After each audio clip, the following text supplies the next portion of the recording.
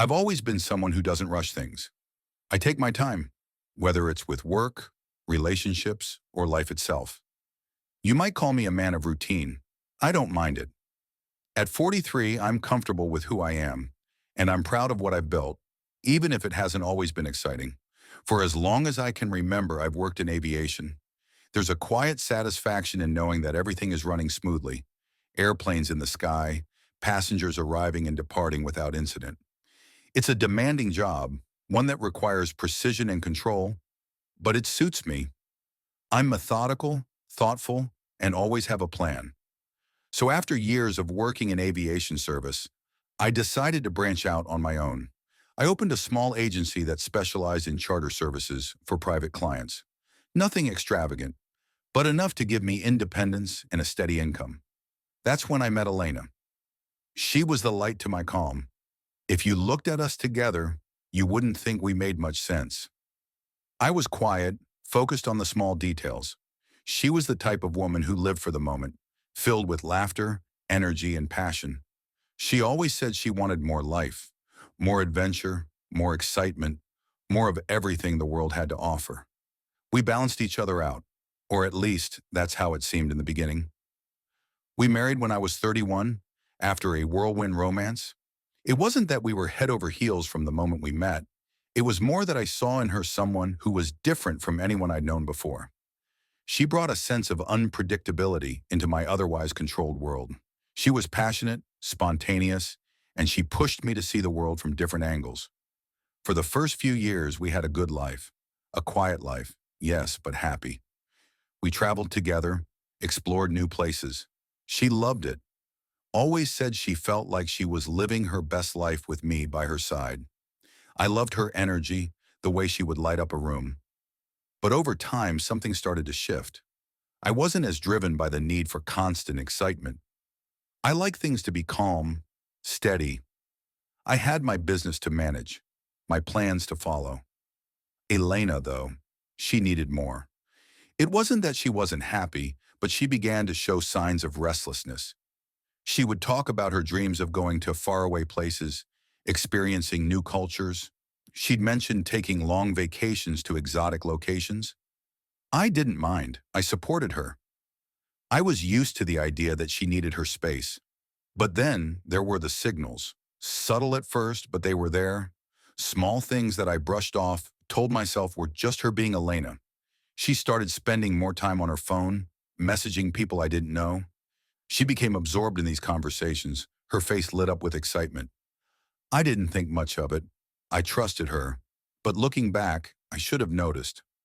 One day she started talking about a young travel agent she had met, a man named Greg. She told me how she was helping him grow his business. He had just started a small agency, and she felt like she could be a mentor to him. She was excited about it, telling me how much potential his business had.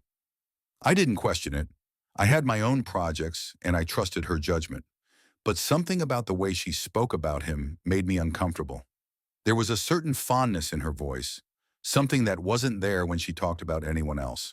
She spoke of him as if he were more than just a business acquaintance. But I didn't make a big deal of it. After all, she was just helping a friend. I'd seen her do that before. It wasn't until a few months later that things really began to change. I wasn't oblivious, though I had convinced myself that I was. It started slowly, her spending more time out of the house, going on trips to meet with Greg, handling business at all hours of the day. She would come home late, tired but with a sparkle in her eyes, a kind of energy I hadn't seen in a long time. I didn't know who she was talking to or what was going on in those late-night conversations, but I could feel the distance between us growing. I wasn't one to jump to conclusions, and I had too much respect for our relationship to let paranoia take over. I didn't confront her. I kept my calm, my usual composure. But the small signs were there, adding up like pieces of a puzzle that I wasn't ready to solve. Then one evening it happened. Elena came to me with a smile that I couldn't quite place. She sat down across from me, her eyes glinting with excitement, and she said, "I want to go to the sea, just me. I need to get away for a while." I was stunned. She had never asked for a solo trip before. Her words felt wrong. It wasn't like her to want to go off on her own. But I didn't argue, I just nodded. Where to? I asked, keeping my tone neutral. A resort in the Caribbean, she said, her voice light. I thought about it for a moment. I knew she had a fondness for tropical islands, but there was something about this trip that felt off. I asked her about the details, how long she'd be gone, what her plans were. She answered briefly, I'll be back in a week or so. A week? It seemed odd, but I didn't push it. She had every right to take a break, and I wasn't going to stand in the way. I told her I'd take care of things here, as I always did. That was my job, keeping everything steady, even if it meant letting go of things I couldn't control. The next morning, Elena was gone, and I didn't think much of it. But as the days passed, the feeling in the pit of my stomach grew heavier. I began to hear whispers from mutual friends, from people I trusted. It was subtle at first, the way they asked me if I'd heard about her trip. Did you know she's down there with Greg? They'd ask. It didn't click right away. Greg. My mind raced. Then the photos started showing up on social media. Pictures of Elena, radiant, laughing on a beach, cocktails in hand, looking as though she was living the life I'd never been able to provide. And then in one of the photos, there he was, Greg, standing beside her, his arm casually around her waist, as if they were a couple. The realization hit me like a punch to the gut. It wasn't just a business trip. She had left me for him. I didn't scream. I didn't cry. I didn't call her. I simply watched. I didn't let the emotions take over. Instead, I just started planning. It wasn't until I received a phone call from one of our mutual friends that the full weight of the betrayal hit me. Hey man, I saw the photos. Greg's name came up casually in the conversation. Is everything okay with you and Elena? I mean, she's down there with him, right? Looks like they're really enjoying themselves. The knot in my stomach tightened. I could hear the hesitation in his voice, but there was nothing to do now but face the truth. I kept my voice level, calm, almost detached. What photos are you talking about? You haven't seen them? She's all over social media with him. Greg. They're at this resort, just living it up. Looks like they're a couple. I stayed quiet, the silence stretching long on the other end of the line. I didn't need to hear anymore. I had already pieced it together. I didn't need confirmation. It was there in the photographs. Elena, smiling wide, glowing, and beside her, Greg, with a hand placed casually on her shoulder. They were enjoying the kind of moments I'd never been a part of. And worse, she had left me to do so. But what stung most wasn't the photos themselves. It was the realization that she had made a choice, and it wasn't me. Later that evening, I sat alone in the dark, scrolling through the endless stream of pictures she'd posted. They were perfect. Sunsets on the beach, candlelit dinners on terraces overlooking turquoise seas, laughter and joy radiating from the faces of people who didn't have a care in the world. But the more I looked, the more I could feel the anger creeping in. Anger not just at her, but at myself for allowing it all to happen. I didn't confront her right away. No, that would have been the easier route.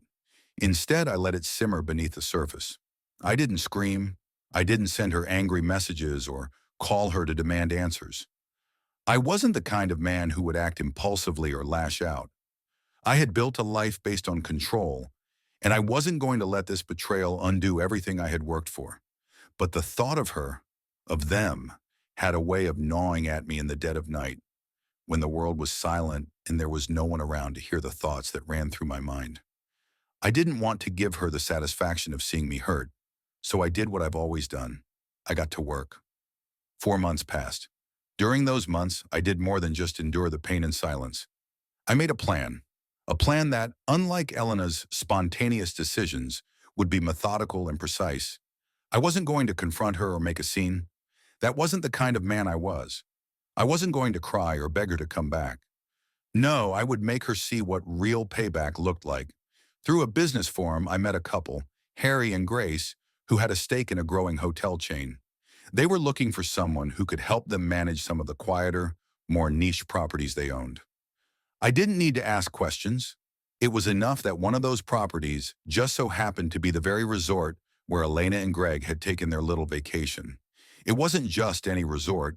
It was the one where she had disappeared for a week, the one where they had shared their intimate moments. I didn't need to know the details to understand what kind of betrayal this was. After a couple of meetings, I became a silent partner in the project. The deal was simple. My name wasn't going to be on any public records, but I would have enough control to oversee operations and make decisions. It was a small investment, but it allowed me to stay in the background while ensuring that I had influence over everything that went on there. 2 months later, I was on a plane to the island. The resort was beautiful, tropical, tranquil, and just the kind of place people went to when they wanted to escape their lives, their troubles.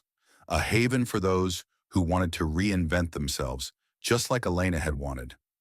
I arrived with the intention of not just observing, but of taking action. Elena thought she had left her life behind, but I was about to show her that nothing could be escaped so easily. I checked into the hotel under my business name, using the same discretion I'd used with the initial investment. There was no need to make a big announcement. I wasn't here to be recognized. I was here to see what she was up to. I kept to myself for the first 2 days. I didn't make a scene. I didn't reach out to Elena or Greg. I wanted them to think they were in the clear, living in the bubble of their temporary paradise. But I was gathering information. I watched, listened, and observed the staff and guests alike. I was patient. It was all part of the plan. On the third day, I finally saw her. She was behind the bar, serving drinks to tourists. Elena, looking like she belonged there, smiling and chatting with the guests as if this was the life she had always wanted. The carefree existence, the excitement, the new beginnings. I watched her for a while, unnoticed. But the moment I stepped into her line of sight, she froze. Her eyes locked onto me, and for a moment, it felt like time stopped. She didn't say anything, didn't run over to greet me. Her face went pale, and I could see the shock and guilt wash over her.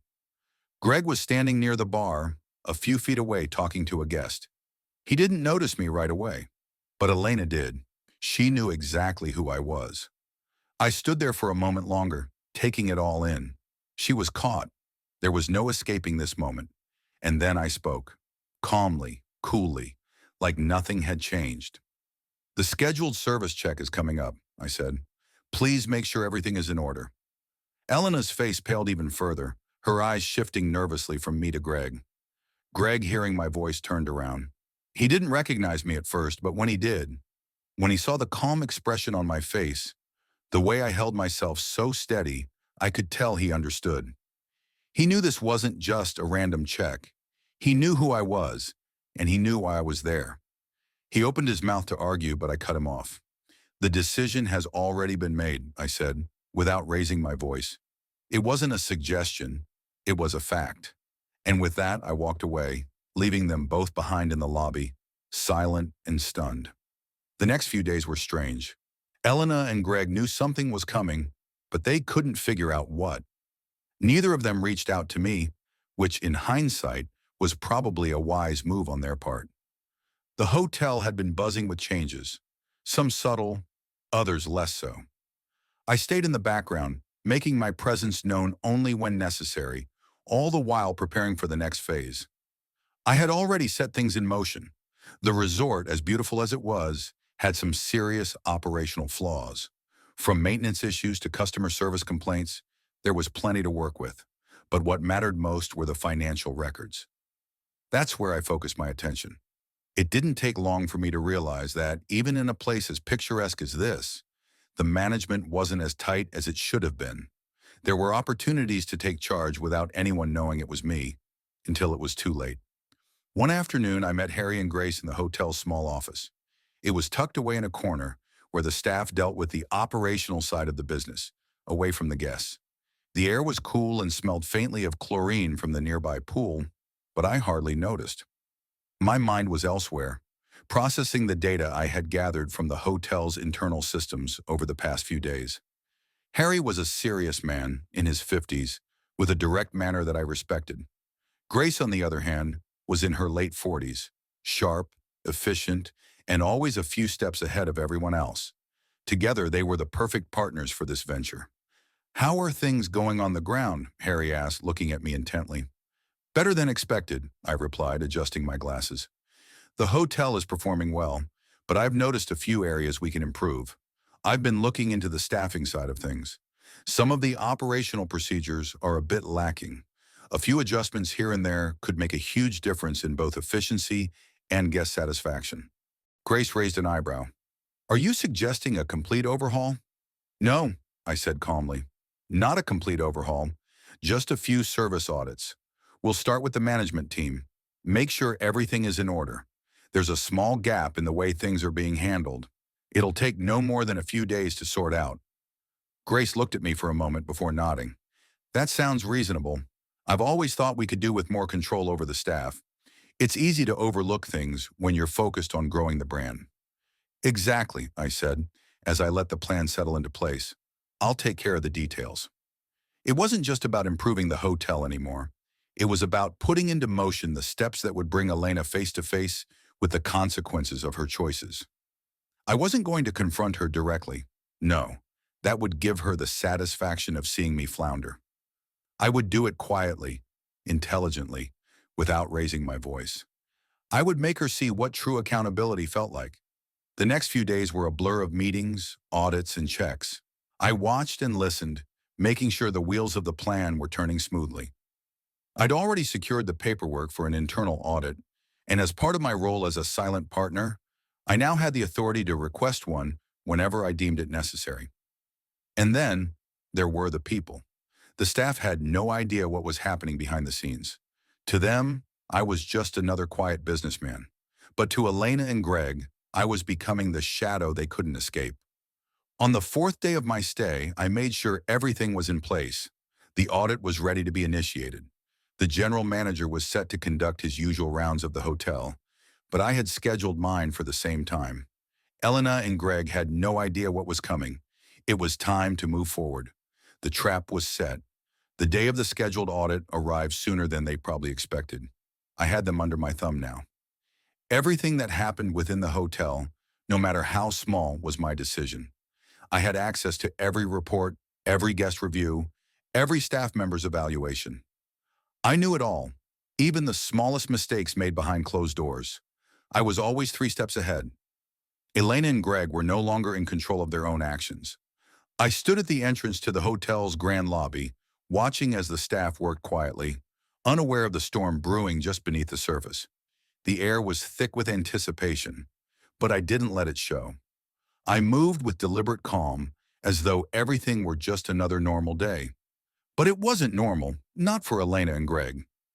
By the time the audit team arrived to start their inspections, I had already arranged for a few of the key staff members to be questioned. There were discrepancies in their reports that would only make sense after the audit was complete. I wasn't doing this to destroy the hotel or cause chaos. I was doing this to show them how easily their comfortable world could come crumbling down. I waited, standing in the background, observing.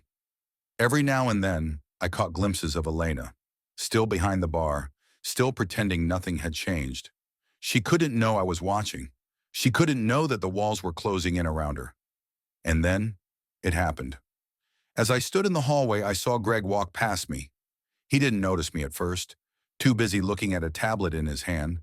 When he did look up and see me, his eyes widened in shock. He didn't say anything. He didn't need to. The look on his face said it all. I didn't acknowledge him. I didn't need to. Instead, I walked past him, heading straight for the bar where Elena was working. This time, there was no turning back. The time had come to put everything into motion. When I reached the bar, Elena looked up, her face going pale as she caught sight of me. She froze, just like the first time I had seen her in the lobby. "Everything all right?" she asked, her voice a little too high, trying to sound casual, trying to cover the unease that was spreading through her. I didn't answer her immediately. I simply nodded toward the back office where the audits were underway. "Everything is in order," I said coolly. "But there's something I need to discuss with you." Her face went even paler, and I could see the panic beginning to creep into her eyes. But she stayed silent. I turned toward the back office, gesturing for her to follow. As I walked toward the back office, I could feel Elena's eyes on my back. I didn't look at her. I didn't need to. I wasn't here for her drama or her excuses. She'd had enough time to come clean, to reconsider, but she chose this path. Now the path would lead her to the same conclusion it always does. The truth. She followed me at a distance, her footsteps tentative. There was no need to rush. I wanted her to feel the weight of what was coming. The sound of our steps echoed down the narrow corridor, the quiet tension between us almost unbearable. I could hear the low murmur of voices from the audit team in the office. I had already briefed them on the situation, what I expected from them, and how I wanted the audit to unfold. It was all part of the plan. The audit wasn't just about the business, it was about Elena and Greg, her betrayal, her lies. The audit was my tool, my weapon of precision.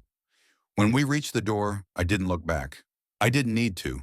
Elena was standing behind me, probably trying to summon the courage to speak, to beg. But I wasn't here to listen to her pleas. I had heard enough in the past. She had already made her choice. I opened the door to the office and the staff fell silent. The audit team, all businesslike and professional, glanced at me, their eyes flicking briefly to Elena before going back to their notes. The general manager, John, looked at me and nodded in acknowledgement. "Everything ready to proceed?" I asked calmly, taking a seat at the desk in the middle of the room. "Yes, everything's in order," John replied. "We've reviewed the previous reports. There are a few minor discrepancies, but nothing too out of the ordinary." "Good," I said, picking up a folder from the desk and flipping it open. I glanced at the reports. Everything was in place. The information I needed to continue the audit was laid out neatly in front of me. "Let's proceed with the internal inspection." I stood up and made my way to the door. Elena hesitated for a moment before following. I could feel her unease like a heavy weight in the air. It was almost tangible, the sense that she knew something was coming but couldn't yet see how everything was going to fall apart.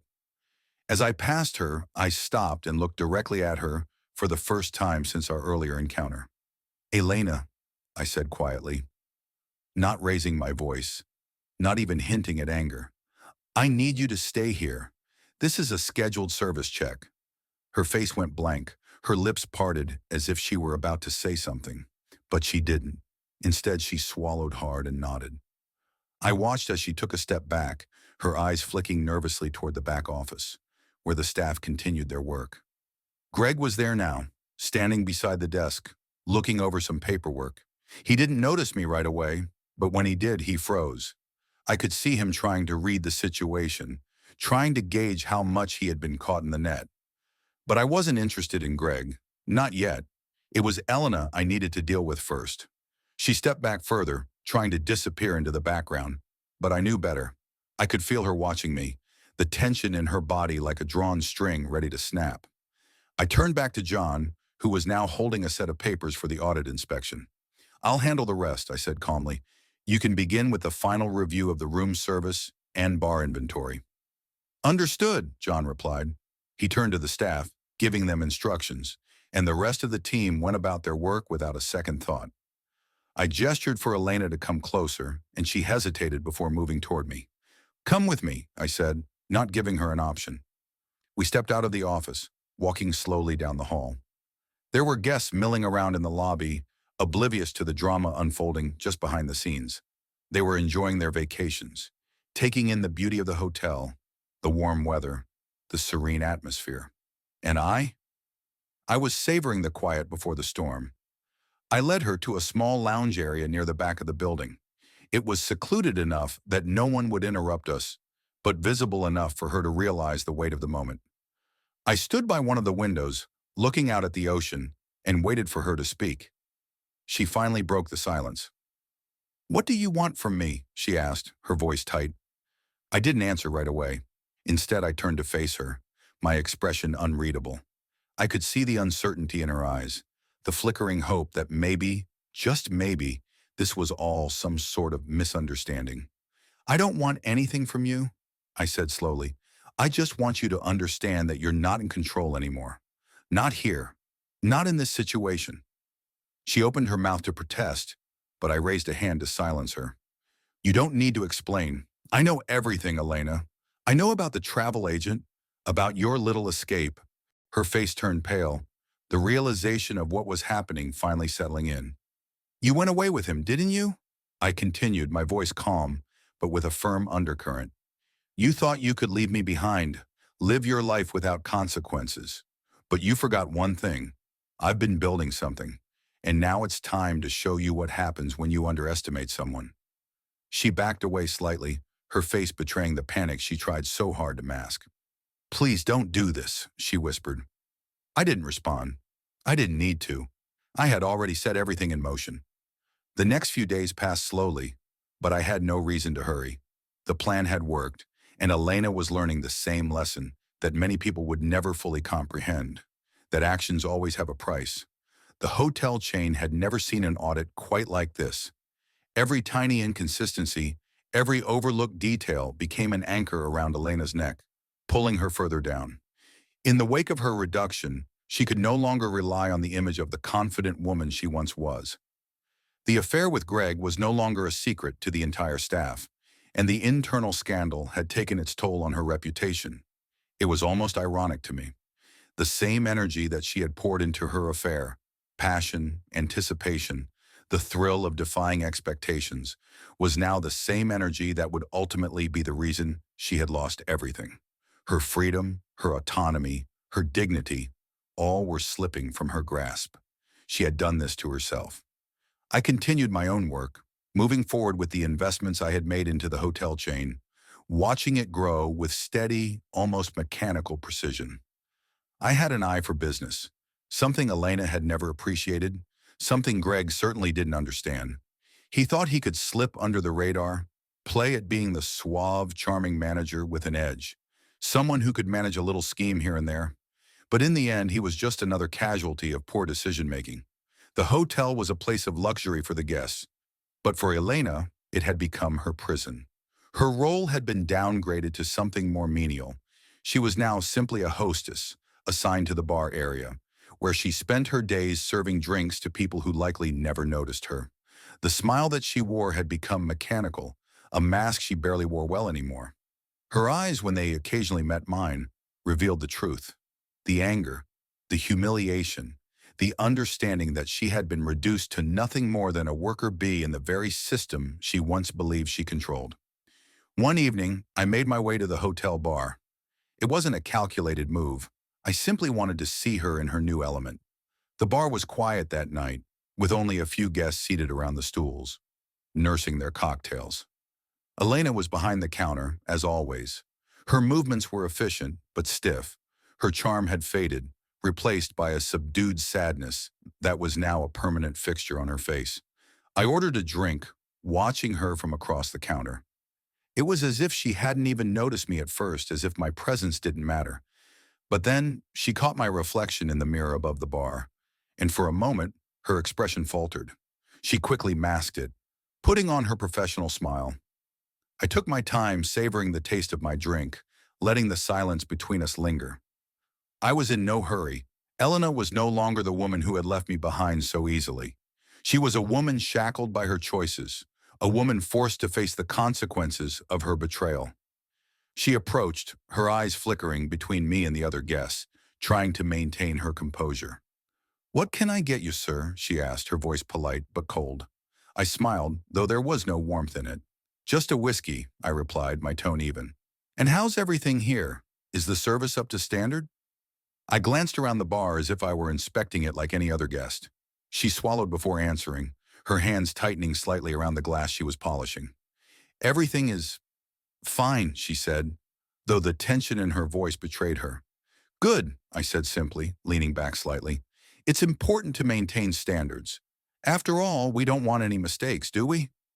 My words hung in the air between us, a subtle reminder of everything she had lost. I saw her struggle to keep her composure, but the cracks were becoming more and more apparent. She wasn't prepared for this confrontation, not like she thought she was, not like she'd imagined when she'd left me behind. "Why are you doing this?" Elena's voice was low now, almost a whisper. "You got what you wanted. Why keep punishing me?" I met her gaze for the first time that evening, my eyes cold, unflinching. "Punishing you? No, Elena. This isn't punishment. This is just the consequence of your actions." I took a sip of my whiskey, savoring it slowly. "You wanted freedom, didn't you? You wanted to run away from everything, including me. Well, here's your freedom. You'll meet guests, every day, with a smile. That's all you get now." Her face paled, her eyes wide with disbelief. She took a step back as if I had physically struck her. It wasn't lost on me that this was the culmination of everything she had hoped would never happen. The life she had built with Greg, the fantasy of escaping me, had all come crumbling down in front of her. Now she was trapped in the very world she thought she could leave behind. I left her standing behind the bar, her hands trembling slightly as she wiped down the counter. The guests had no idea what had just transpired. They were caught up in their own stories, oblivious to the drama unfolding right under their noses. And I was fine with that. I wanted Elena to feel the weight of her downfall without anyone knowing why she was struggling. Later that evening, after the hotel had quieted down, I slipped into her office again. This time I didn't leave a card. Instead, I simply took out a small folded piece of paper from my pocket and placed it on her desk. On it, in neat handwriting, was a single sentence. "I hope you enjoy the view from the bottom." She would read it the moment she returned to her office. She would understand the finality of it. This was the last interaction we would ever have. There was no need for further words, no need for another confrontation.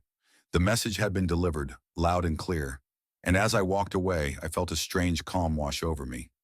I had done what I set out to do, not with anger or rage, but with the quiet, deliberate precision of someone who had simply waited for the right moment to remind Elena that life wasn't as easy as she had once thought.